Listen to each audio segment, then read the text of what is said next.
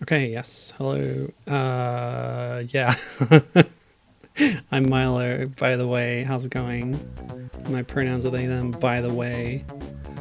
Yeah, so previously, recently, before the Wallace and Gromit adventures, um, we were playing, we played Zool 2, and then we played the Jaguar version of Zool 2. And you know who ported Zool 2 to the Jaguar? Why? It was the very Imagitec Design, who then went on to create, or I'm not sure about the timelines, but they also created Bubsy in Fractured Furry Tales on Jaguar, which I also played a couple weeks ago. And I've been promising that I would play another one of their games that I'd heard of. It's this one, Snow White in Happily Ever After. It's a video game on the Super Nintendo based on a Filmation animated movie. Filmation are kind of a legit company, aren't they? I don't know. I think they are. And this was a sort of sequel to the story of Snow White, which of course is a classic fairy tale and not owned by Disney in any way, and yet Disney tried to sue Filmation a lot. The film was made or completed around 1989, but it didn't get released until 1993 for this reason. The game was from 1994. What else did I need to say? Yeah, I'll be sort of introducing characters as they come up in the game, I guess. And there's a bit more about the development. But all you need to know, this is Snow White, the sequel to Snow White, the story of what happens after the end of the movie, the story, I guess. And like a lot of Disney direct-to-video sequels and stuff, it's a bit silly. But let's see how good a job the game does explaining it. We've seen the credits a couple of times now. This is like American Software Corp published it, but Imagitec Design, who are based in the UK, developed it. And those names, some of them are familiar from the high score tables of Zool 2 and Bubsy, but the only people actually in common between this game and Bubsy are Jody Cobb, who was Jodes there, lead tester. Reminder, he was like a recent, graduate and got plumped onto totally designing the whole Bubsy 3, not in charge of design here, so it might be a bit different. Steve Noak is the other one that's in common, who does art and graphics, although his credit here is under Slick, so you would have seen Slick in those credits. Anyway, hi Captain, how you doing? Hope things are well for you. Sound page. It's an interesting way to phrase that, but okay. So this is the magic mirror, by the way, this frame. The talking mirror who speaks in rhymes, of course. You'll be familiar with his work from Shrek. Stereo off? No on, please. Oh wow, that's wild. Check that instrument separation. I'm gonna need to leave stereo on, that's great. You can also do a little sound test here. I've already balanced the levels for 5 and 5, so I won't change those. Exit? You gotta press start to exit. Very Mega Drive-ish. Things going alright? Excellent. Glad to hear it. So this is a little bit like Zool 2 from what I saw in the manual. The difficulty will affect how many continues you have, but it'll also affect... Excuse me? How do I actually change it? Are my buttons just not working? Oh, okay. You have to press the select button. Wow. Love it. So yeah, it affects the number of continues, but it also affects... So we have hard and difficult. It affects the number of items you need to escape a level. So we'll just hit easy. Yeah, we've got Shadow Man as an option. And the other option, of course, is Snow White. It's weird that Shadow Man's the default, but okay. In a game called Snow White in Happily Ever After. You can see him on the left side of the frame, by the way, from the box art there. So why don't we do a little trial run as Shadow Man, but obviously I'll be playing as Snow. I get to pick? Oh, I don't get to pick because I haven't unlocked them yet. But yeah, it says as long as you keep the console powered on, you can start from any level you've got to. So it says in the manual. So there's no battery back saves, or maybe there's passwords. No, I don't think there is. Anyway, beat it all in one sitting. So this is the Shadow Man, who is a mysterious little figure who some of the supporting characters in the film do not trust this character, but Snow thinks he's okay. And by the end of the film, when he is has tried to help them with the bad guy and has been injured and is lying down on the ground, apparently deceased, she says, "Oh, poor Shadow Man. I've come to love you just as much as the prince," who, by the way, does not get a name in the movie. And now I've lost you both. And then it turns out that, this is a spoiler for the end of the plot, the Shadow Man who had been helping them the whole time was the prince who had been transformed by an evil spell from the bad guy. And this is spoiled in the manual. They just say Shadow Man brackets the prince, like they just put it out there. And yeah, I guess this came out a year after the film, but it's interesting that they don't preserve that spoiler thing. That was a big sort of reveal in the plot of the film. So yeah, he's a kind of little squat gremlin-y type creature with 3-fingered hands. You don't really see what's underneath the robes and the mask, but you just know that he's some kind of grotesque creature in some way, and the prince is ashamed of his appearance, having been transformed. Not a great message, but you know, whatever. Those are warp points. You can enter them by pressing the run button, or as is described in the manual, the turbo button. Alright, so now that we've seen a bit of Shadow Man's animations and stuff, we will obviously play as Snow, because that's what you want to do in a game with Snow White in it. Disney did a few, like, you know, licensed games based on their animated films, but they didn't do a Snow White game, so Filmation, Imagitec, American Softworks or whatever, they've all got the jump on Disney here. Oh, look at that sprite. Good grief. Is that her midriff or what? Oh no, she's got like a yellow belt or sash. Okay. Really interesting to have... I feel like Shadow Man fits the proportions of your basic platformer character a bit better. Like, Snow's very tall for a mascot platformer. Interesting stuff. Okay, oh, yeah, warp me straight on top of an enemy. That's lovely. At least they give you a checkpoint there, I guess. So where's my health? 61 health? What is this game? Okay, and falling does not damage you, but it stuns you for a bit. Okay. So there's a few things going on here. We've got the ability to bop on enemies, but we also have... Oh, did I lose a life? Where's my life counter? Oh, I fell into a bonus? It says bonus at the top. I don't know what's going on. Oh yeah, it does. The manual also mentions waiting for platforms to appear.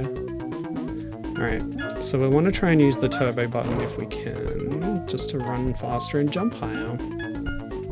Oh, now it... Oh, okay. So the bonus at the top of the screen isn't telling me that I'm in a bonus. It's displaying the last 3 fruits that I picked up. And if they match, it's sort of a little Yoshi Story situation. If they match, then I get extra points. So falling down doesn't lose you a life, it loses you a heart. But you have a lot of those. I wonder how quickly we can go through them. Yeah, I don't know what the bonus does, but, oh boy.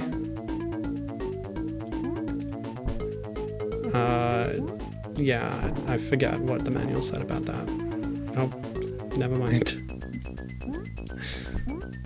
So pretty generous, respawning you back on solid ground with only the detriment of one heart. Okay. So, yeah, the Zool 2 comparison came to mind straight away when I read about this system of how you get through a level. You collect a certain number of coins, and this depends on your difficulty setting, And when you have enough, it tells you, and then you find the exit, and then you can leave. It's even got this little arrow system. If you stand still long enough, the little finger points in the direction of the exit. So in Zool 2 you had, or at least in the original Zool, you had the little compass pointy thing. I honestly don't remember if it was in Zool 2, but Bubsy didn't have a system like that, did it? Don't think so. Sorry, just testing my rewinds. Looks good. We can also scroll the screen direction, or like the camera. I like the looking up sprite, that's good. L and R are supposed to let you move the camera around. That's what the manual said. Oh well. Maybe it's not working. Okay, so yeah, the other thing we can do to deal with enemies is throw apples. Now we have 99? Maybe I have more than can be displayed right now. That's possible. Oh yeah, and you can break blocks by jumping into them, because Alex Kidd in Miracle World or whatever. Oh wait, he was punching blocks, wasn't he? Because it was very deliberately not Super Mario Brothers. But this is Super Mario Brothers, obviously. You can tell, can't you? Anyway, yeah, we can throw apples, they blow up enemies. We have special apples, which there are particular power-ups that change the type of special apple you have. I have something with like an explosion on now, so let's try one of those. It's a bomb. It spits out projectiles. That's pretty powerful, actually. This is oh, it's a one-time use bomb power-up, okay. So there's other types of special apples, but I don't know what they are yet. And yeah, you gotta watch out for those warps. We also have a little bit of a Sonic mechanic here, very Zool-like, where we... Oh, I thought I could enter that warp, but I guess it's just an exit. Where, yeah, we build up speed by walking and enter a faster state. But then you also have a run button, so I don't know. I don't think the run button does anything. I'm not sure. Let me check the manual. I want to see what it says exactly. That's the box art. I've got the file here. Okay. Yeah, start walking before you jump to get a bigger jump is what it says. Controller. Y, turbo. If this button is pressed while walking or running, your speed will be increased. Oh, now that I have this up, I can display it. So yeah, your speed will be increased. Hold down in combination with the jump button for a bigger jump. If it is pressed while the player is standing within a secret doorway or warp zone, the player will be taken to another part of the kingdom, which is described earlier as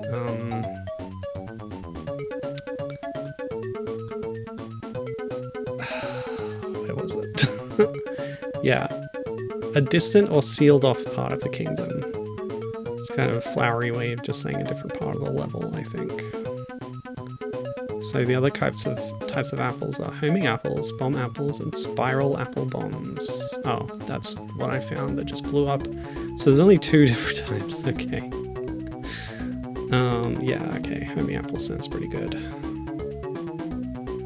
Okay. Alright, we should be good to go, so I can hit unpause. Okay, cool. Oh wait, I should also check about the bonus. Double check that. Catapulting blocks, just like Zool. Yo. I checked on Minna and she did not want to come inside. Yeah. Shall I set a timer and check on her and walk now? I've got one set. If If you pick up 3 of the same, you are awarded a bonus. That's all it says. It's probably just points for the high score table. Let's continue under that assumption. Okay. Oh, homing apples. Lovely. Let's try it. Wow. Somebody programmed that. Oops.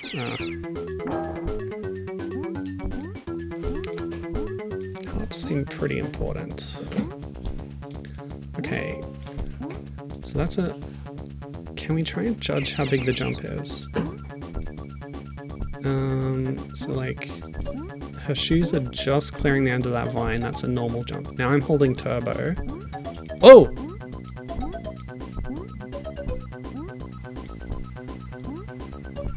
Why is it working sometimes and not other times?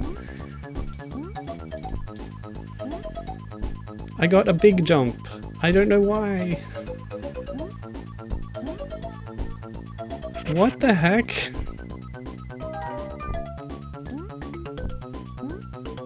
Ugh.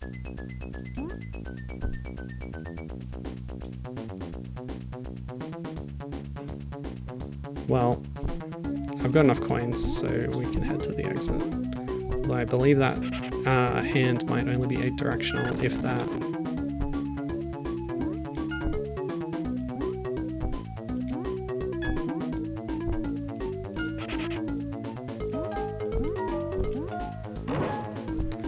But I like this sort of parlaying mechanics from your other games into a new game, especially when you're making a licensed thing.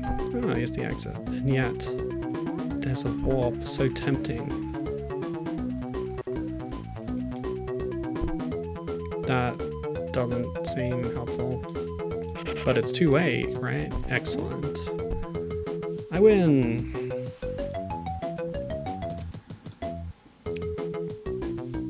Coming next, Cloudland. Okay, so each world is also described in the manual. So we've cleared whatever world 1 was. Looks like 2 acts per zone. I like this. Oh, that's something I really should talk about actually. Talking about like parlaying your games together. Like Bubsy was about the worlds of fairy tales coming to life, right? And Bubsy having to go through them. And here they are, like in the same time frame, making a game about fairy tales. A particular fairy tale. Oops! Well, that was dumb. How was I supposed to know that was a... Like, why can't you walk through the middle bit there? Anyway. Yeah, so they're making a fairy tale game, and a game about fairy tales coming to life and stuff. Is Snow White Happily Ever After set in the same universe as Bubsy Fractured Furry Tales? And I say, sure, why the heck not? So this game is now officially part of the Bubsy universe because I said so. And fans are allowed to say that Bubsy things are real, and they become real because that was established by, I forget the name of the company that bought Bubsy, but you know, them. Because when they were making the Woolly Strike Back, there was like a little marketing site for it, and there was a bit where Bubsy described their personal history, and part of it was about fan art and stuff on DeviantArt, or as Bubsy called it, DV art.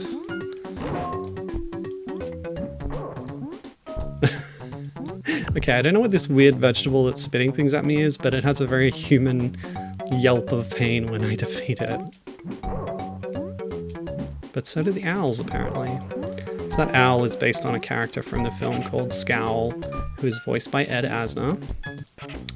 And he smokes cigars and is coughing all the time.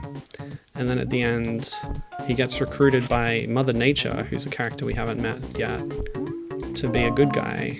And she cures his, like, smoking-related ills. And he's like, oh, I can breathe again, I can smell again. Whoa, what is this? Maybe that just happened because they took his cigar away and he's always constantly smoking it, but either way. I should tell you who voices some of the other characters. So Snow herself is voiced by Irene Cara, who you might know. She was on the Flashdance soundtrack. She did the What a Feeling song. But she was also in Fame and what was that other one?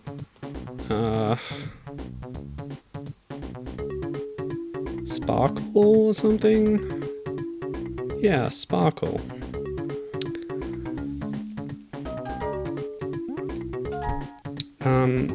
The bad guy who we haven't seen yet, but he's on the box art and he's in the story, is Maliss.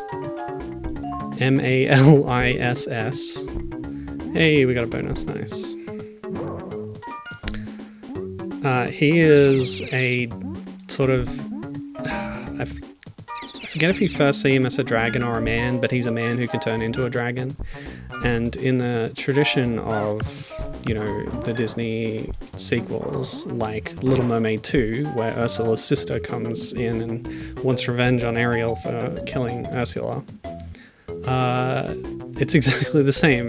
He is the evil queen witch person's brother who comes back and wants revenge on the unnamed prince and Snow White for killing the evil witch queen person. Oh, look at those waterfalls. Lovely stuff. The animation, it's sublime. And so, yeah, the baddie... He can like shoot lasers out of his eyes and do magic stuff. He's got a cloak that petrifies people. He can turn into a dragon. All things that I'm pretty sure the Evil Queen does not do in the original Snow White. Turning into a dragon is more a Maleficent thing, which is Sleeping Beauty. Okay, we've got a different kind of exploding apple now.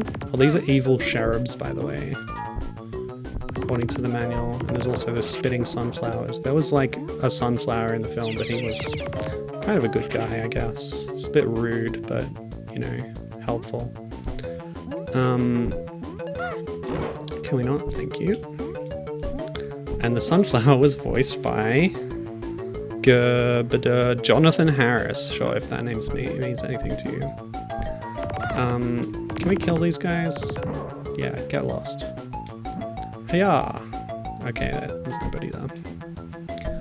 Whoa, these things are freaky. Yeah, so did I say Maliss was voiced by Malcolm McDowell? Like, that's pretty good. That's a good get. He does a decent job in the film. Oh, I watched the film this morning, by the way. That was my research for this stream. Hi, Given. How's it going? You've missed the sort of basic plant world, just ordinary grassland, and the cloud world, but the backgrounds are all pretty similar between them, so yeah, it's not too different. I'm just explaining sort of who plays some of the characters in the film, because this is based on the film Snow White in Happily Ever After, which was not a direct-to-video film, despite what you might think. It got a theatrical release, although Disney tried to suppress it because they, even though they don't own Snow White, they were like, this is infringing on our stuff, the way Disney does, as you might expect. Now, the upload that I watched on YouTube, the whole film, all 74 minutes of it is available on YouTube. Probably illegally, who knows who owns it.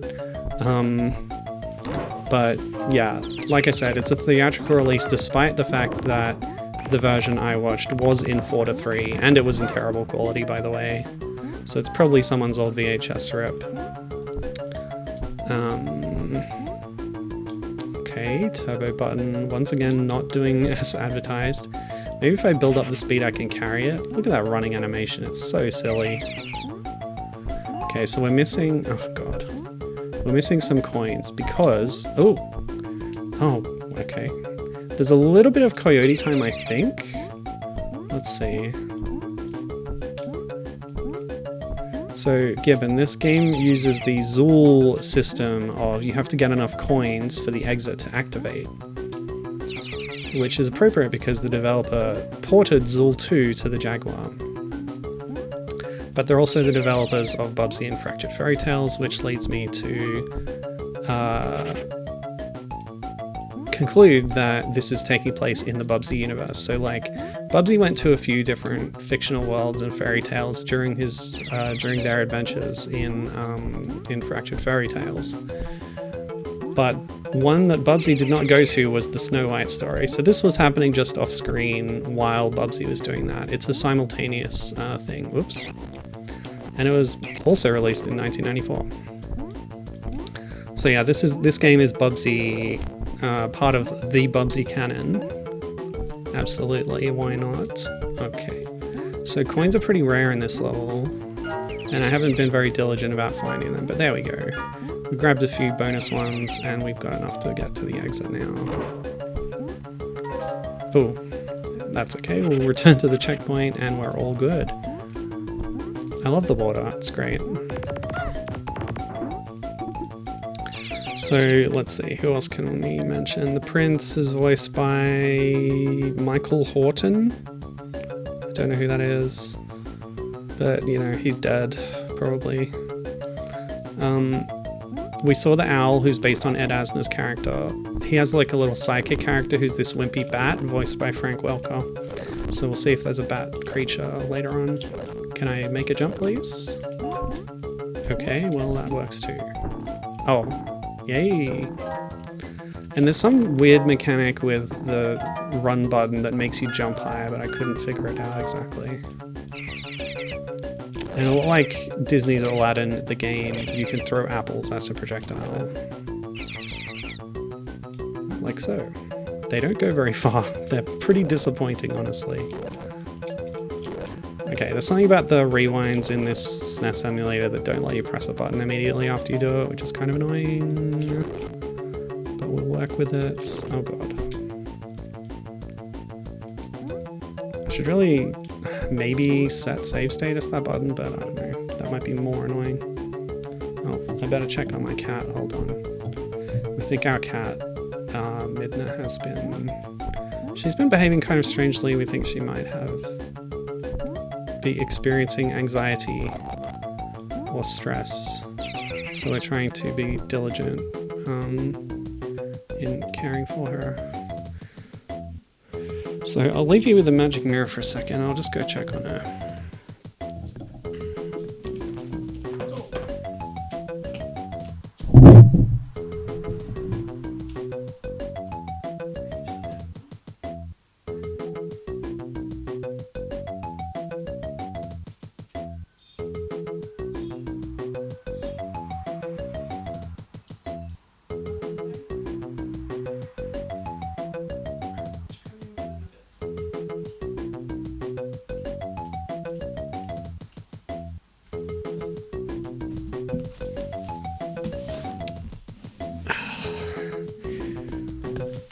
Thanks, Captain. She does seem a little better the past couple of days.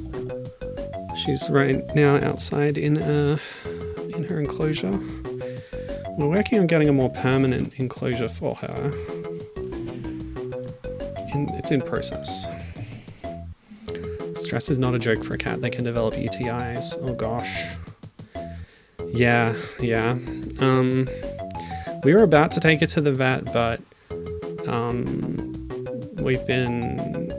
she's been a bit better the past couple of days, and so we're just trying to be kind to her at the moment, because a vet visit can also be stressful, don't you know? Right, here we go. So the world we're in right now is Mother Nature World. Mother Nature is a character in the film, although before I explain her deal, I have to explain the cast of supporting characters, which includes, oh god. So the Dwarfelles are the new supporting characters. The opening of the film is Snow and whatever the prince is, he doesn't have a name, traveling to the dwarves' house to invite them to their wedding. And then the baddie comes in and he's a dragon and he grabs Snow and flies away and he curses Shadow Man. Oh, and then the owl like crashes into him, so he drops Snow, and that's why she is free for most of the movie until she gets kidnapped again and taken to the castle. And so, yeah. Snow does make it to the dwarf's house, although she collapses immediately outside it and has to be revived. And she's like, oh, where are the dwarves? But apparently they've moved to a neighboring valley to start a new mine or something, or a neighboring something. And in their place are the Dwarfelles, 7 lady dwarves who are replacing them. And instead of like vague personality traits that completely define them, they have elemental powers that define them, which were granted to them by Mother Nature. So for example, the one that you're sort of introduced to as a viewpoint character is Thunderella, who has the power of storms and lightning, but she's not very good at it, so she's under review. And so they have to see Mother Nature to like determine if they're still fit to be, I don't know, guardians of nature or whatever they are. Okay. But you've got... I thought they might be popping up during gameplay or at the end of levels, but apparently not, so I guess I'll just tell you who they all are. Oh, Given remembers this film. Wow, somebody who's actually seen it. That's excellent. Alright, we have enough coins so we can head towards the exit now. Might as well grab the checkpoint. Oops, I tried to do the turbo, but I went through a warp because the turbo goes through the warp. That's what it does. Okay. Okay, yeah. I probably should have done this. Yeah, take that. Homing apples. They never use apples as a weapon in the film, by the way. There's one part where there's some like evil wolf creatures who have horns that are minions of Maliss. What is going on?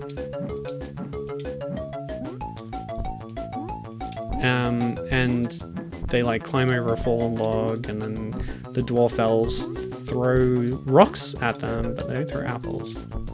Also note the teetering animation is quite nice there, but it also carries her backwards so she ends up falling. That's interesting.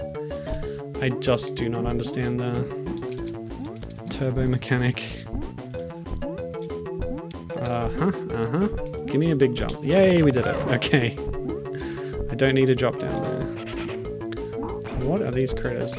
So, Mother Nature, when she's introduced, is using her nature powers to create, like, plants and animals. You know, just reverse that. Oh, that's an evil one. Okay. And she's sort of making mistakes and then correcting them. So, for example, she tries to make a dormouse, and it's a mouse whose body is a door. So maybe the creatures here represent failed experiments of Mother Nature, mistakes. Okay, that was pretty jank, that platforming there. Okay. And Mother Nature is played by Phyllis Diller. So there's a lot of old, like... Not old. Well, they are old at this point, I guess, but yeah. The Dwarfelles and Mother Nature are voiced by these venerable American comic actresses, which is nice. Giving them some work. Because that gets more difficult when you get to a certain age.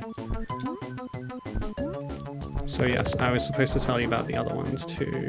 I think that took me backwards. Let's try going from here. Okay, let's do the jump. Let's do the jump. The super jump. Hey, we did it.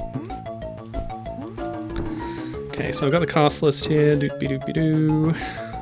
Dom DeLuise is the mirror. Carol Channing is the first one you're introduced to. Muddy, who has power over Earth. Jar Jar Gabor as Blossom, who has power over plants and flowers. Linda Gary plays Marina and Critterina at both. More minor Dwarfelles who control water and animals respectively. Well, not control, but like, you know, are in tune with, and they say, oh, that's what I am in charge of, they say. Who else? Sally Kellerman is Sunburn, who has red skin and has some kind of sun powers. And then Tracy Ullman plays Moonbeam, who is the opposite and is asleep all the time. Okay, so I can't break all the blocks apparently. I guess that makes Moonbeam the sleepy equivalent. So who's Doc? Sunbeam's kind of like the leader. She's a very different personality from Doc. She's the angry one. Was there an angry dwarf? I don't remember. I know there was one angry dwarf and 200 faces in the Ben Folds song. Oh, that was enough coins. Okay, I don't need to bother. Whoa! I have set it to easy, of course. So we're in the Doom world now. Doom country is what the kingdom is renamed to when Maliss takes it over. And they have to venture back through these dangerous lands to reclaim it from the evil man. Oh! Okay, what are we doing now? You're taking me to a lower platform. Could you let go, please? Apparently not. Okay, that's fine. It was literally a Kaizo block. Okay.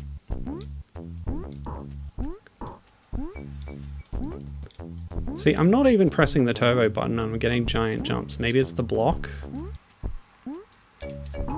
And then it was a small jump. What the? I don't understand this game. There's something weird about the controls that is just strange. Yeah, okay. Do we cover them all? No, because Thunderella is also voiced by Tracy Ullman. Yes, very good.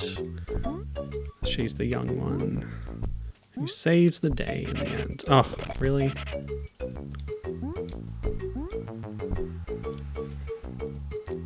Who else? Oh, there's so many characters.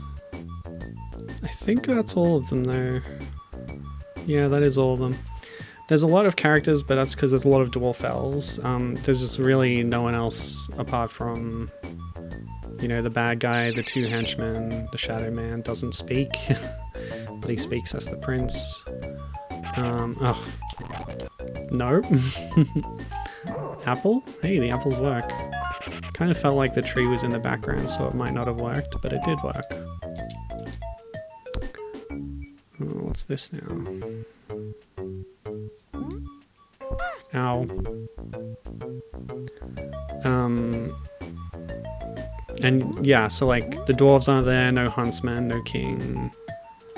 Characters from the classic tale just missing. But, you know, they had enough characters for a 74-minute low-budget film. I do not understand the physics. Okay, we made it. No! Now I don't even know where I am. Oh yeah, here, and then we went through here. I guess I'll go back there and try to progress.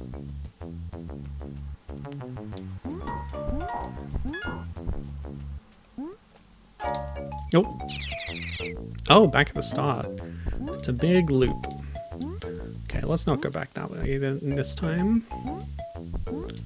Why don't we go this way? Walk this way.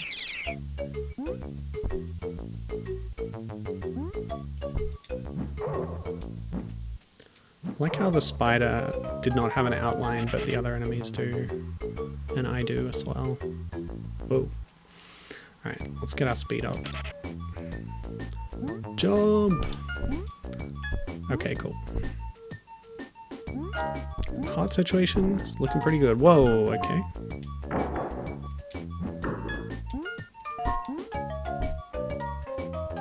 I don't mind the soundtrack. It's pretty chill.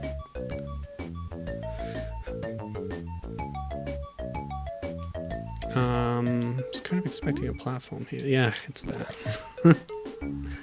Are you going to arrive platform? Yes. No. No. Cool.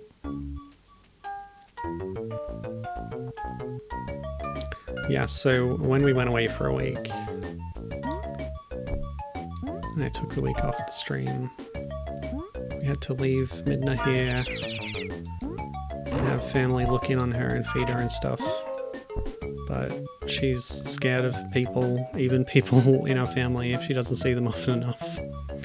And even then, very nervous.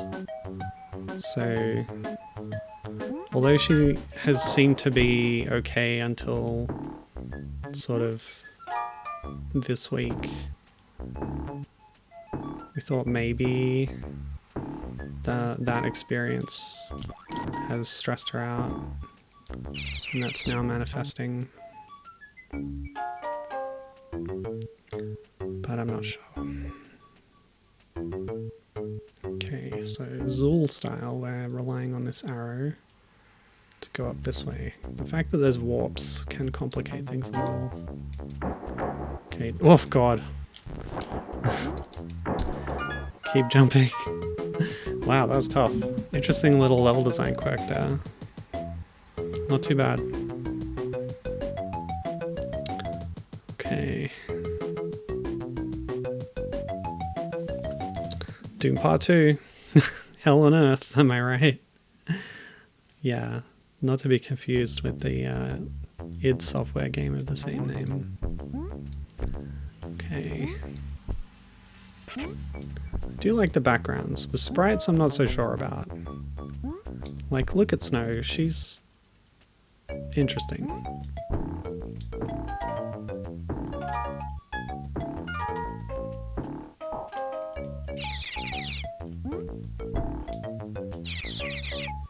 And yes, the snow in this movie does look different to the Disney version.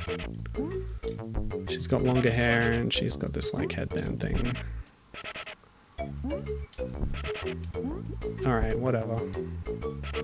Let's hope for a platform over here. Whoa, okay.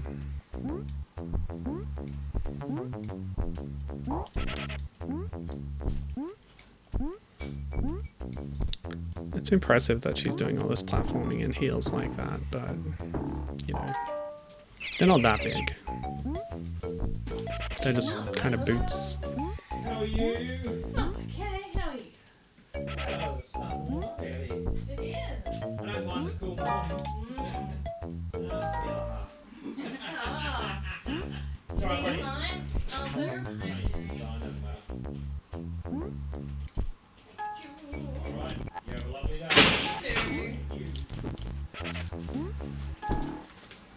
That's the postie. He's very friendly. What you got today? I think it's what you've got today. I got something? Ooh. That's right. The tracking app did mention that. Are you kidding me? This is just a death trap. Thank you. Midna still wants to be outside.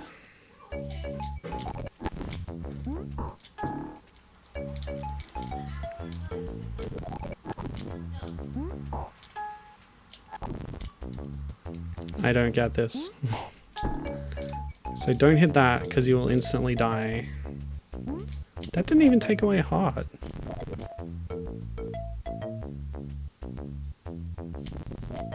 Why am I not losing? I kind of assumed that falling to your death would reduce you by a heart, but maybe not? Maybe there's no penalty at all. That's even better. Whoa. Whoa. Oh yeah, that's how we destroy big blocks. I thought one of these might be a trampoline block or something. Guess not.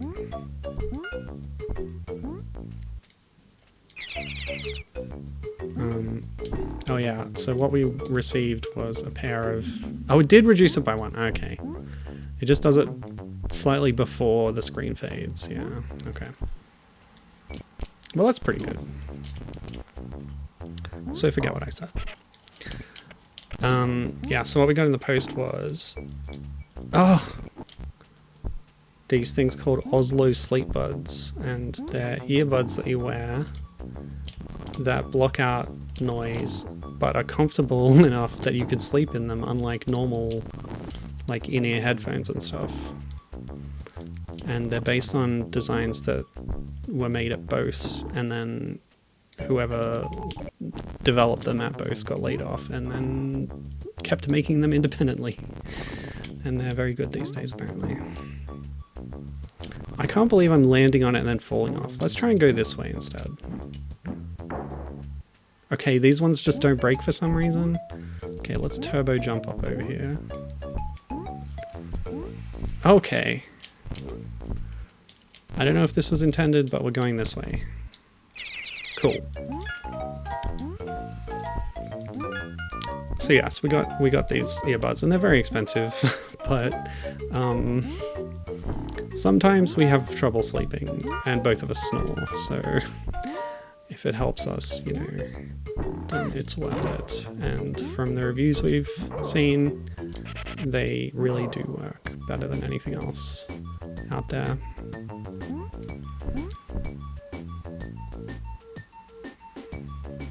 What? Okay, I'm going this way. Okay.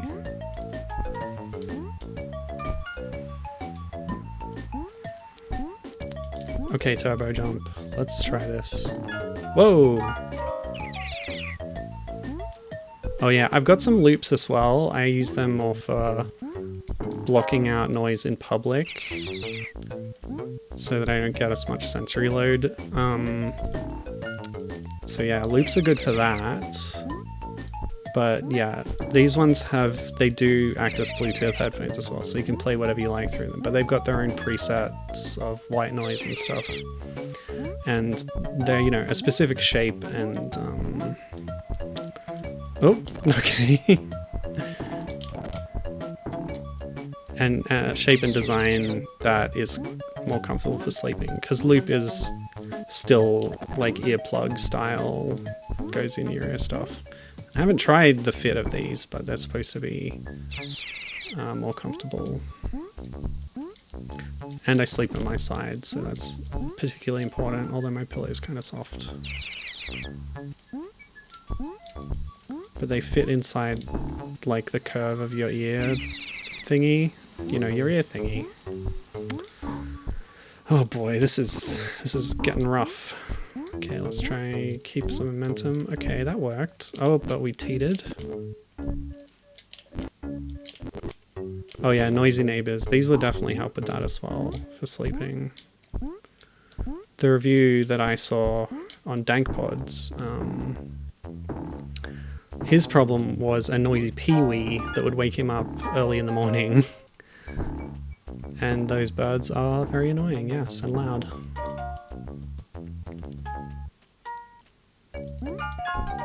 But yeah, if we could have afforded it back when we had noisy neighbors, it would have been nice. Although I don't think they'd been developed to the level they are now at that time. But if the loops are helping for Mrs. Captain, that's good. I'm glad. Oh god.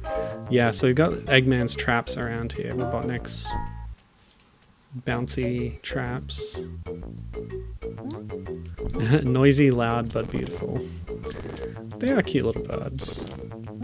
They're aggressive little buggers. You see them fighting magpies, which are like twice their size. And you gotta admire it, honestly. Hey! I was expecting to have to rewind if I hit a bouncer here, but there was none. I feel like the arrow is not 8 directional, it's 4 directional, and it's only diagonals. Okay.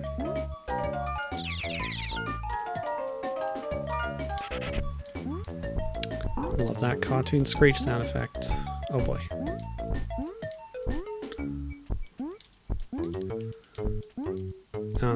But yeah, loops are very passive, whereas these have active noise cancelling and stuff. They're powered, they got a little charging case. Loops are great because they're so compact. I just keep them in my bag, in a pocket. Magpie versus magpie lark, yeah. It's a cruel world. The magpie lark is another name for the peewee, by the way, if you're not Australian. So we're following the beats of the film more or less here, only without, you know, the characters showing up. I really wanted to see some Dwarfelles in this. I think they would have made cute sprites. Oh well. We do have that bat character at last, so I can tell you that his name is Batso. Very imaginative name for a bat. So yeah, they go in the crystal caves at some point. There's crystals, there's caves, etc, etc. And then they leave. They don't spend very long there, honestly.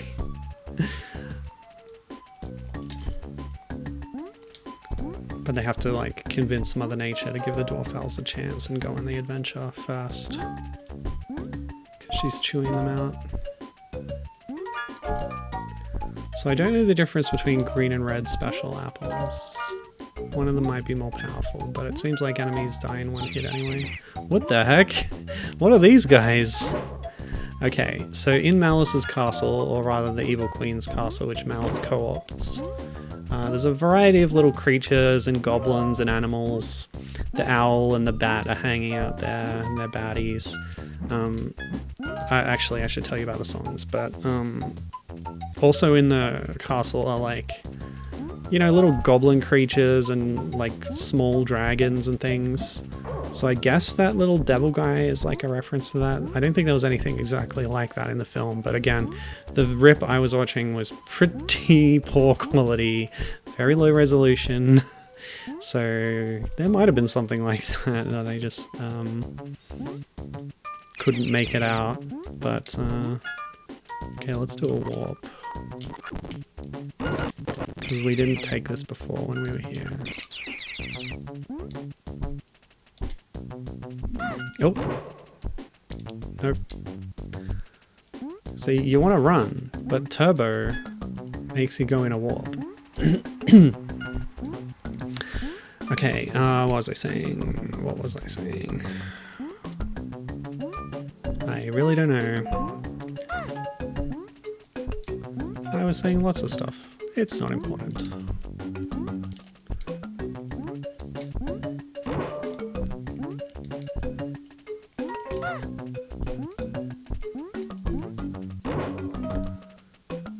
You're always collecting fruits in platformers. Oh boy. You know what this also reminds me of is that Wizard of Oz game I played on SNES. Come on, get up. Yes. The turbo jump. It sometimes works. That's the catchphrase.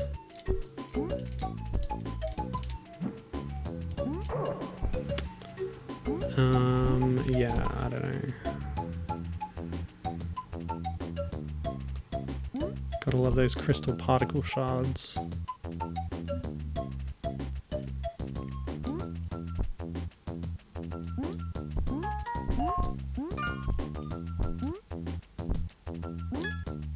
Ooh. Oh, right, the bomb. Somebody set up us the bomb. Set up us? Or is it set us up? I think it's set us up.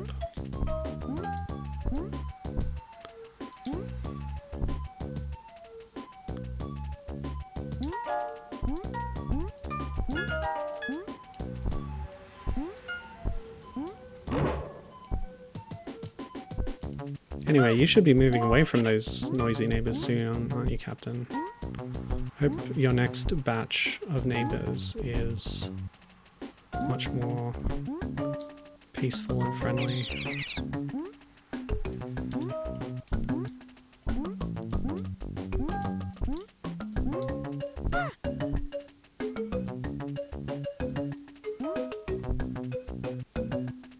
Oh. Did not want to move the camera. I was only crouching to lower my hitbox size. If that even works.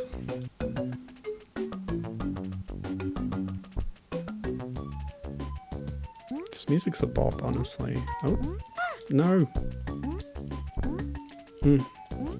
Okay.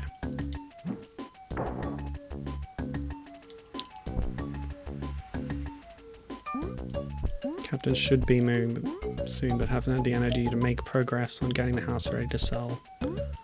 I'm saying by March, but we've made such little progress. Oh, I'm sorry to hear that. Which way am I going from here? Down, okay. I feel like we've cleared some kind of chasm. Oh boy.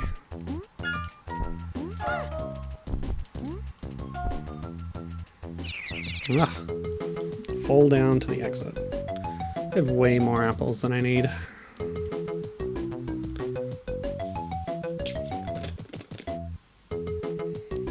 Yeah, the whole process can be very tiresome and long.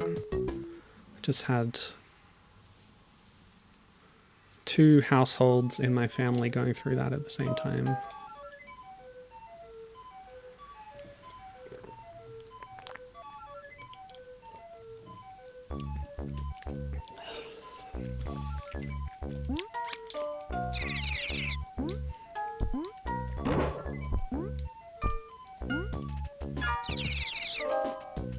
Wow.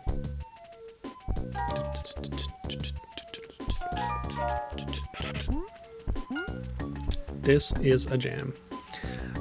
But yeah, imagine if the Dwarfelles had had some kind of role in this game and you could have like used their elemental powers to do cool things.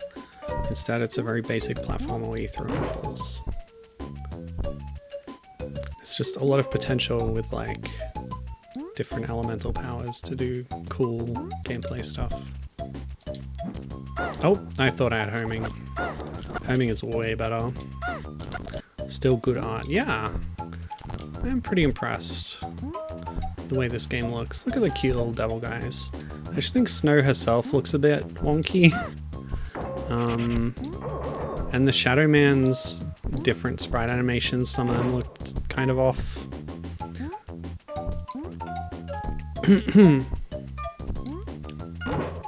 But, you know, I think it fits pretty well in the Bubsy universe, which obviously it does.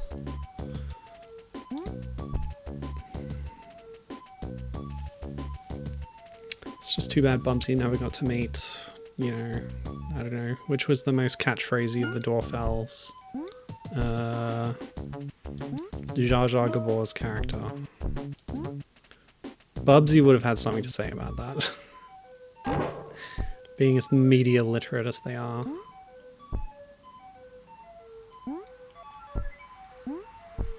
Don't remember her name. Oops. Blossom.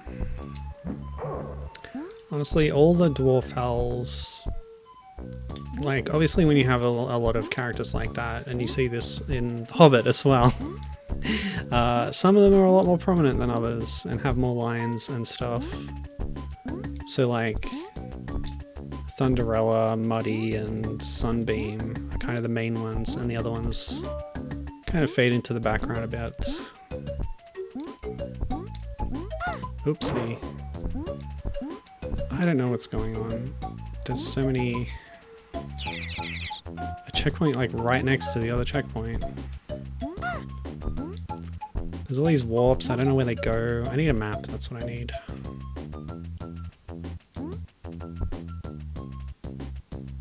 Oh god. I pressed a button and it was the wrong one. Because I wasn't thinking. I need those homing apples back, they're way better. Looks like I'm at the bottom of the screen, which means the exit is also at the bottom, but it'll be at the far right, I'm sure. Can we not go up from here? It's just like a dead end that had pickups in it. Very European. Though I shouldn't generalize too much about Euro games.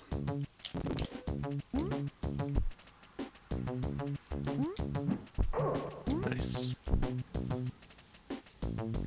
Maybe I'll get lucky and it's just over here.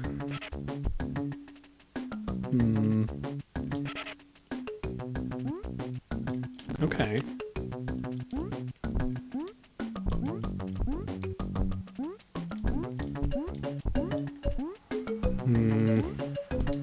Alright, let's experiment with this. I think those two are linked. and they're not far apart. So we'll take this crystal to the right now.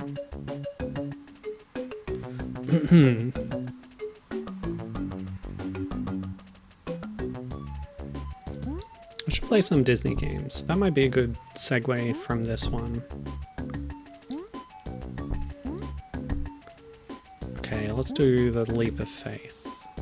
Did not pull off the running jump, but we can try it again. Get some speed. Yeah, okay. That looked promising. I just gotta actually land on something. Hey!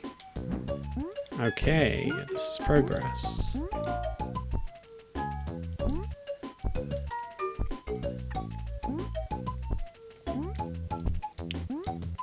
But yeah, a lot of Disney films are heroine-led, which is nice, and then you get the tie-in game, which is also likewise. Oh god, okay. We're good.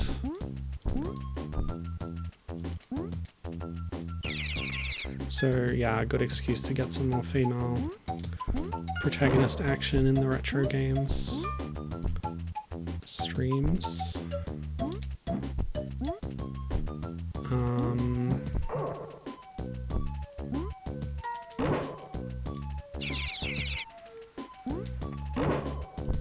Which is why I like this game, and then Shadow Man was the default.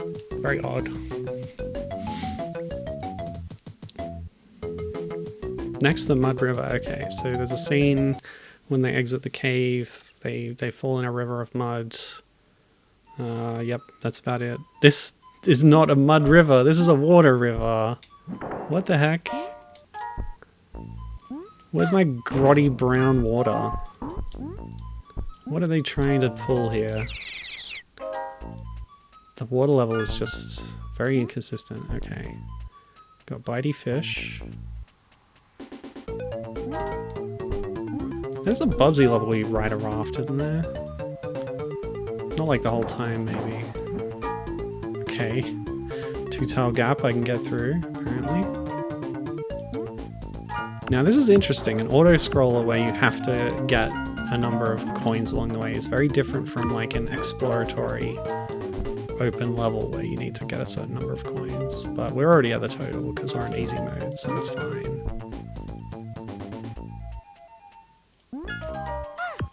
Yeah, I'm very unimpressed by how unmuddy this river is, honestly.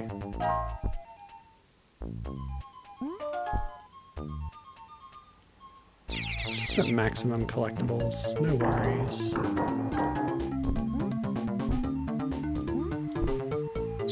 So yeah, I've had some Disney games on my to-stream list for a long time now. So I'll decide what I want to do, but there's some good options there. We've done an Alice in Wonderland game before, of course. Oh god, on the Game Boy Color. No! Maybe I can try and fill it out a bit more, but the ones I have on the list right now are Pocahontas and Mulan, which are both good options for various reasons. Are we kidding? Come on. Okay, just slide through. Yes, yes. I did it. First try. No rewinds except for that one I did. But yeah, I can do some more research and try and add more to it. I do still need to play Atari cards, but I guess I'm not in any hurry to do that. Yeah, nailed it. First try. Okay, I'm totally off screen, but we're good. The camera is following the log. And I'm just incidental to this whole thing. Oh, the exit. Are you kidding me? You gotta land exactly on this branch. Good lord. See, Lion King's an exception to that rule.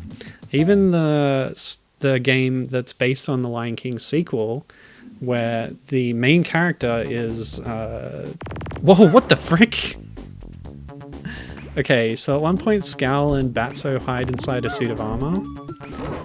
None of them come to life though, but this one has. So I guess we're at the castle. Okay. Yeah, so I've played Lion King Simba's Mighty Adventure on stream, which is a Crash Bandicoot playing on the PlayStation 1. And there's a Game Boy Color version as well, which is not very good, but it's fine. Are you kidding me? Okay, that guy just has infinite health. Moving on. So yeah, like Nala, Simba's daughter, is the main character of that movie. She's barely in the game because it's Simba's story in the game. To be fair, the game covers both the events of both films. But the Little Mermaid 2 game covers both films as well, and it swaps between Ariel and Melody. I hope her name is Nala. I hope I didn't misremember that. I loved The Lion King 2 growing up. We had it on tape.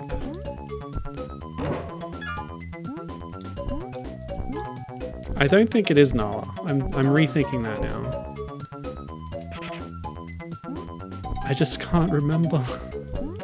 That's like Simba's girlfriend from the first film.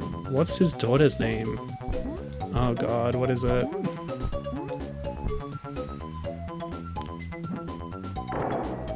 I'm thinking Kuvira, but that's the lady from Legend of Korra, Book 4. Kiara, that's it, thank you. Thanks, Gibbon. Okay, let's see if my super bomb can damage this guy. I don't know. I think damaging just stuns them and stops them shooting. And then Kovu is like Kiara's boyfriend, I think. Now that you've said Kiara, it's jogging my memory. What's this? Oh, okay. Oops. Got some Donkey Kong Country 3 action here. Jumping on the floating barrels.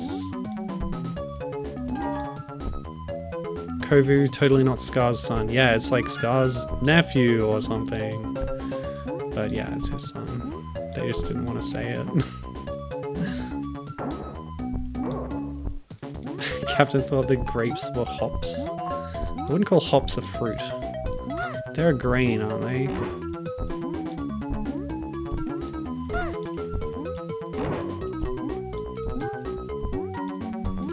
Yeah, it seems like they wrote the script with like Kovu being Scar's son and then they had to change it. That's probably what happened.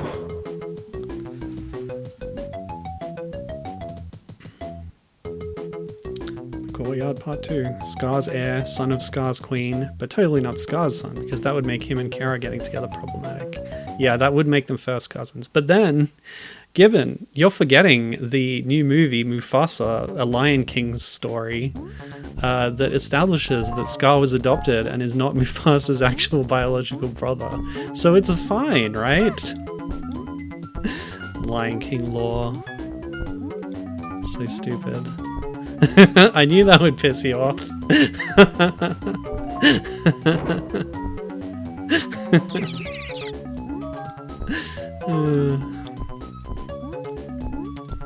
And yeah, if you want to know all about Lion King, well, you also have to watch The Lion Guard, a television show about Simba's son, who's the second born, and second born lions have a special role or something.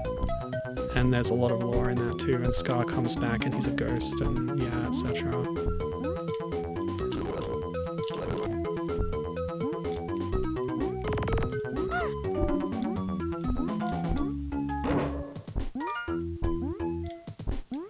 I haven't even seen Lion King 3, aka 1.5, but I do like 2, because it actually advances the plot.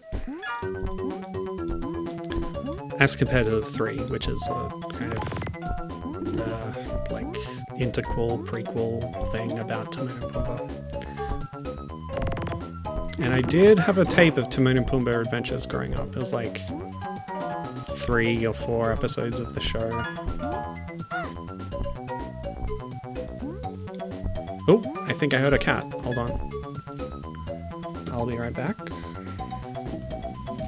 Ow.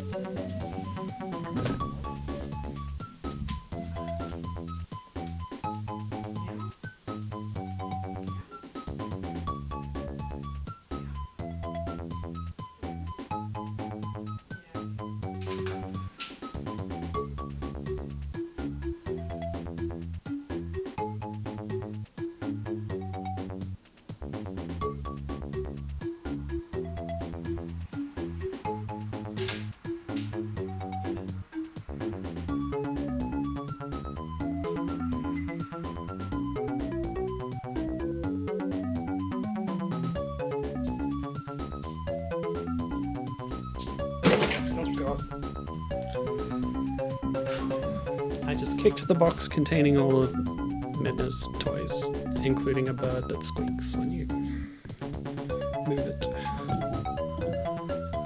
Oh, okay. Yeah, I'm good.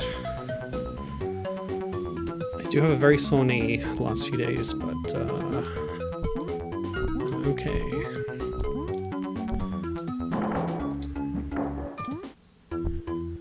Right. Oh, yes. Thank you for banning the spam bot. Let me see. There was some chat here. Gibbon said that it's...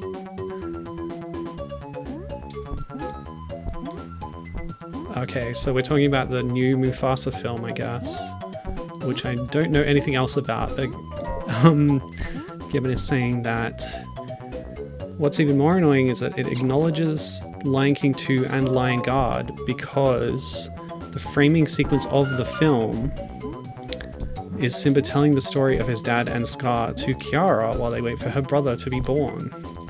Wow. Well, I don't know how I did that, but I'm here now.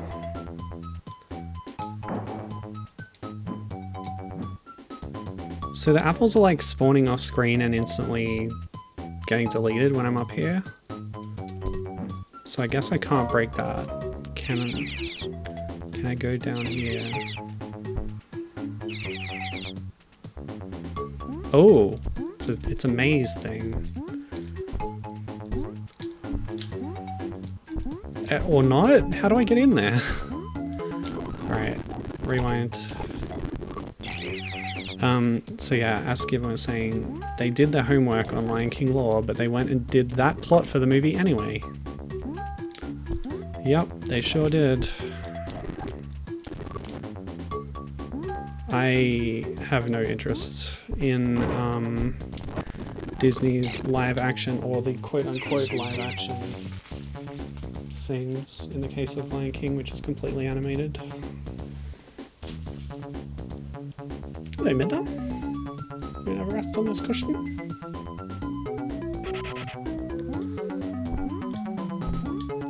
Alright, we've gone too far. Let's just start from here. No checkpoints in this level that I've found, anyway. Oh, she's on the move. Okay. Captain feels bad for Zazu now as an adult. So as a kid, he was like, heck Zazu, let Simba do what he wants, but man was I wrong, says Captain. Yep. Zazu is good as the put-upon caretaker person. Ah, what's this? But yeah, I definitely relate more to him now. It's like, Simba, what the frick are you doing? Don't be an idiot.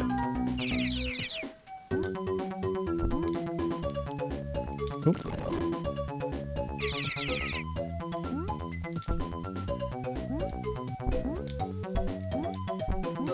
At one point I got a copy of The Lion King semi-recently,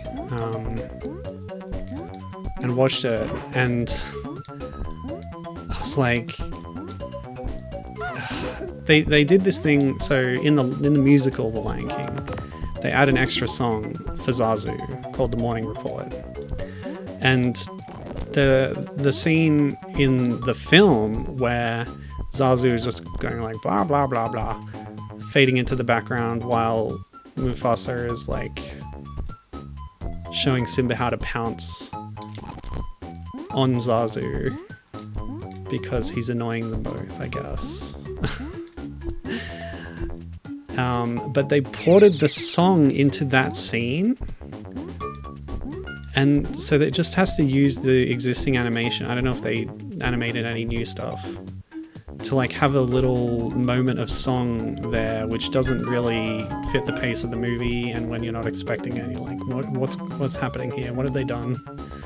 Like, why is this not just a silly little comic relief scene? Very strange. And it turned out that was the special edition of Lion King the movie, which I didn't know about. I was like, no, bring me back the original, please. Oh, now it's breaking things. You just gotta stand at the right place so the projectile spawns. We can do this. Okay, oh, what? Oh, okay, so there's other... There's gonna be some trial and error here. They all look identical, I'm sure of it. Alright, hold on. What we can do is... Oh, okay. Can make a save state there. Can blow up some blocks. Not that one. Gotta land somewhere. So inconsistent.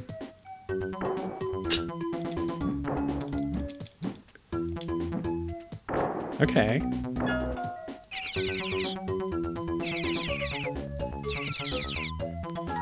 So weird. Alright, so we had to engage with that. Those janky block destruction mechanics to get over up there. Wow, hang on, wait a second. The final boss? Okay, this is a short game. Lion King Special Edition. Did they change the actor for the Force Mufasa? No, this was made prior to James L. Jones passing away.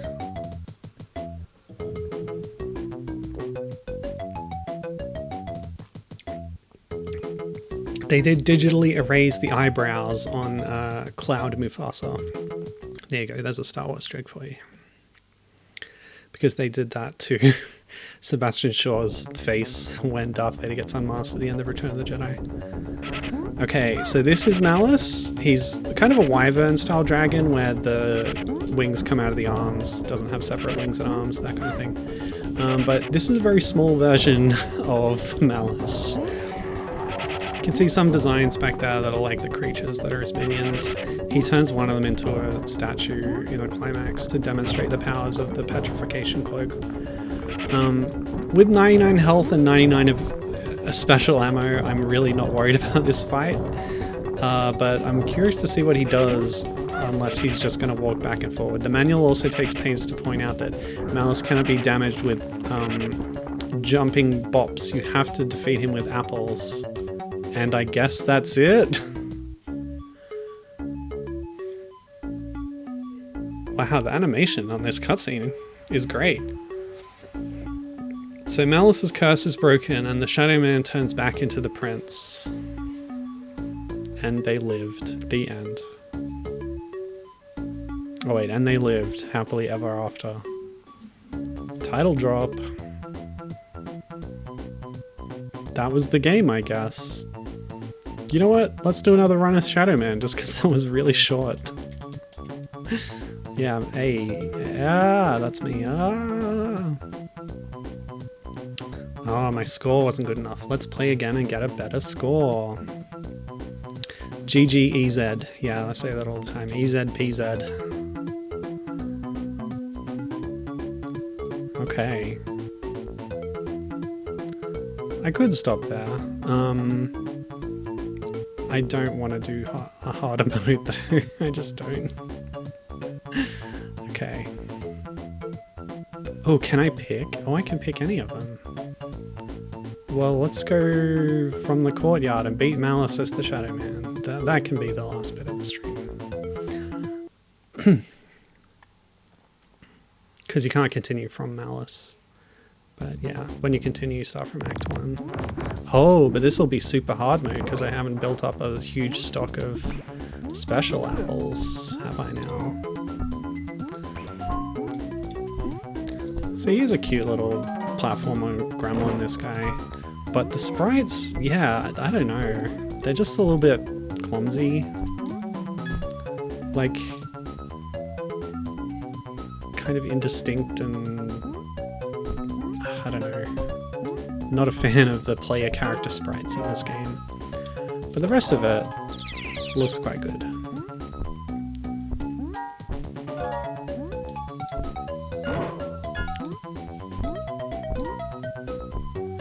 He's just so much shorter than Snow. Remember how I was getting through 2 tile gaps with Snow even though she looks like 3 or 4 tiles? Whoa!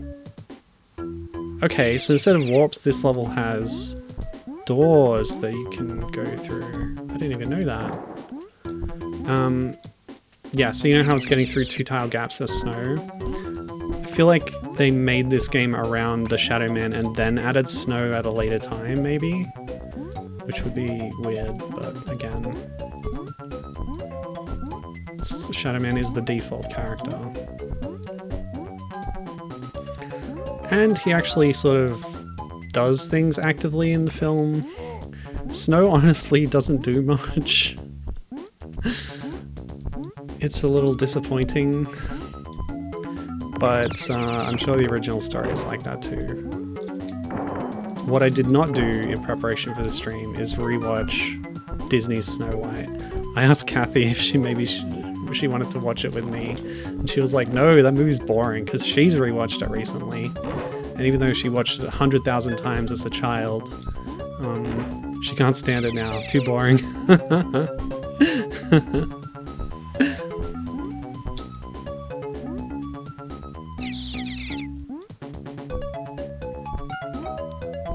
So yeah, I can't speak to any specifics about the original film.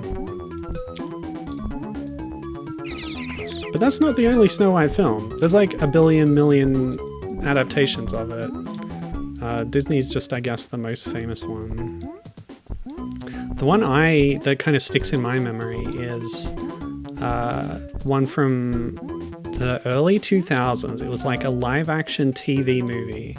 Okay, I don't like this. Why did I land there and fall through the other bit? It makes no sense. Anyway, it had Miranda Richardson as the evil queen, and she's excellent, of course. It also had, what's her name? Oh, I can't remember her name. The lady playing Snow. She plays Lana Lang in Smallville. That's what I remember her for. Yeah, her. She was in it as well, and some little people as dwarves. Yep, and there was a magic mirror, and all this stuff happens, you know. For some reason, yeah. That was just on TV one time, and it stuck with me. What really stuck with me was, so the king kind of is made to fall in love with the evil queen by means of a shard of magic mirror which gets stuck in his eye and affects his perceptions. And getting a piece of glass in your eye is very traumatic, and I did not like that. You can't see it, it's like a minuscule tiny little thing. You only see it in like a close-up when it comes out or goes in or whatever. But yeah. Eye trauma, not nice.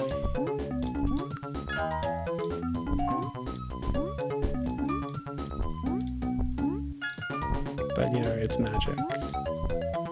Take me in here. Okay, you probably can't go in a door that barrels are actively falling out of. Oops.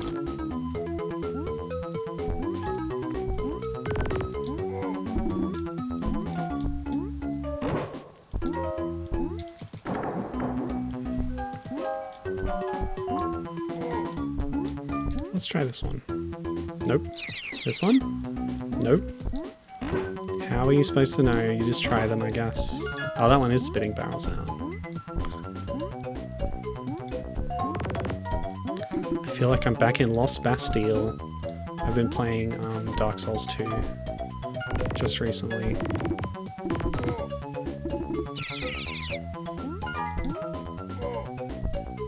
And getting very sucked into it, as I often do with FromSoft's games, including Iradoji Val, their DS nonogram puzzle game.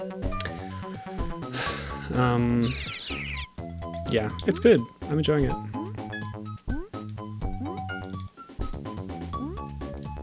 The weirdest thing about it is the stats. The fact that I have to level, like,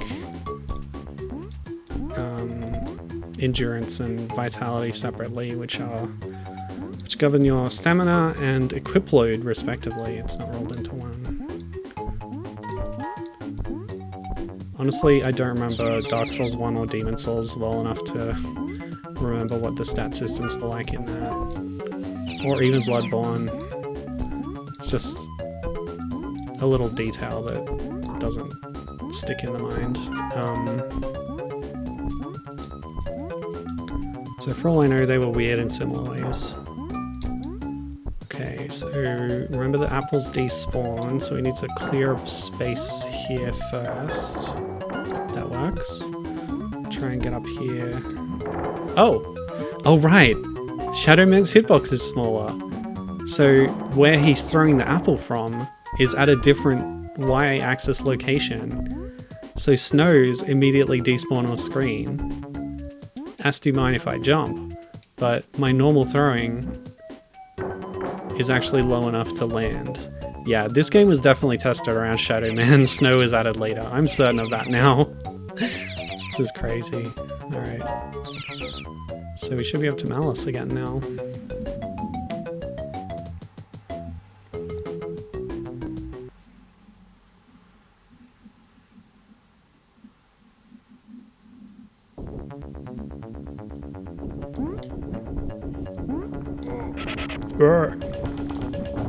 With only 74 hearts, will I make it through this?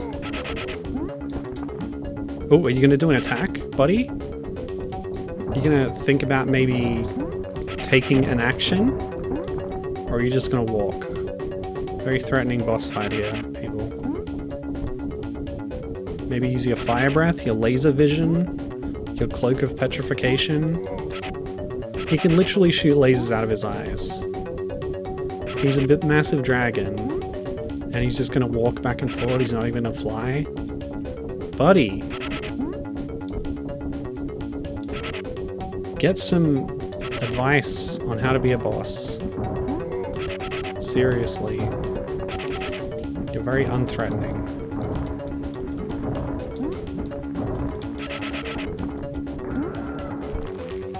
Crumbled to dust. Instant skelefication. Okay. Worst Ridley clone ever. And this cutscene isn't even any different. Oh, the animation on those character models. Fantastic. These stills are very on model to the movie. Well, he's more ginger in the movie. Not a brunette like this, I would say. Wow. Okay. I guess we're finishing early today. I don't mind. There was never a Snow White Disney game. But there was, of course... nope, I don't know. I'll do some research. Maybe I'll find another thing. But yeah, more fairy tales to come. And we'll try and connect them all to Bubsy. This one, like, it's the most clear, because it's the same developer and everything, right? And they made the story, presumably they wrote the story of Bubsy 3, right? And they made it be about fairy tales as they were working on a fairy tale game at the same time, presumably. Yeah. So maybe we don't have to have every fairy tale game be in the Bubsy universe, but this one definitely is, and I think that's fun. So this was Bubsy 4. Happily Ever After, subtitle. We'll watch the credits one more time. Designed by a bunch of people. Oh, Bobinator's here. Hi, Bob. Hello. I have to wonder if this game is super rare because I've never seen it in the wild in my whole life. Yeah, I just finished, sorry. I guess you got here a little late. The game was also quite short, so I did a whole run as Snow White, and then I did just the last level and the final boss as the Shadow Man, who is the prince's transformed self. But yeah, I don't know, maybe this game was only released in the US? I didn't do any research about that, but like the publisher is, you know, American. The developer's British, but it's not unusual for British games. For games to be developed somewhere and not released there because of the publisher situation. Yeah, I don't know, you got anything else to say about it before I finish, Bob?